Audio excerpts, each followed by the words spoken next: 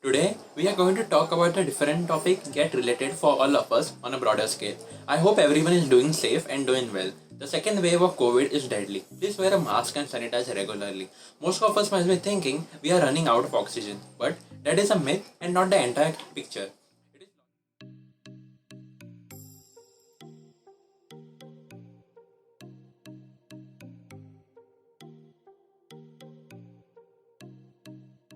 It is logical to think that way because who knew we might need so much oxygen in short period of time? The problem is not in the demand and supply, but it is in the distribution. Well, let us have a look at the report from Times of India, which shows the absolute numbers, and I quote.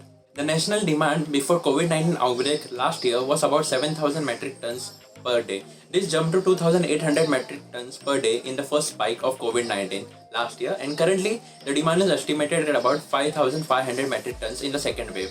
As per the government sources and EG2, India's production capacity of medical oxygen is 7,287 metric tons, and there is an availability of a buffer stock of approximately 50,000 metric tons. Well, after knowing this, I don't think we have a production problem. The major problem is with the allocation and distribution. EG2 is a committee that was formed for this in March 2022. Well, the another bottleneck here is logistics. It is not so easy to transport oxygen from one place to another. There are special and strict protocols that include a lot of safety measures in order to follow the move oxygen from one point to another. Also, there are not many tankers and trucks which are prepared for this. There are plenty, but considering the demand, we need a lot of more trucks and tankers. Well, this has caused the officials to stretch their heads on how to actually move oxygen safely. The next factor which comes into the picture is the storage of oxygen. Most of the government hospitals don't have a copper pipeline to supply the oxygen.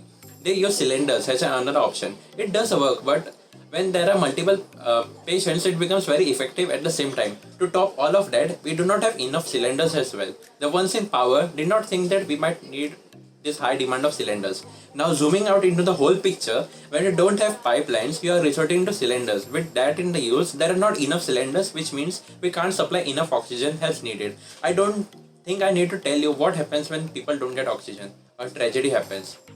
The only good thing that I have got to share with you is that all of this are taken care of with several attempts in order to ramp up the production and storage.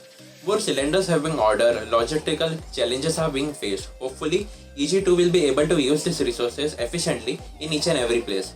All we can do is hope that these horrific days come to an end. Till then, please wear a mask and stay safe.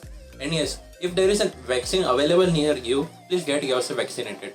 Please consider sharing this video with everyone so that they know about these problems at a deeper level as well. Thank you for watching.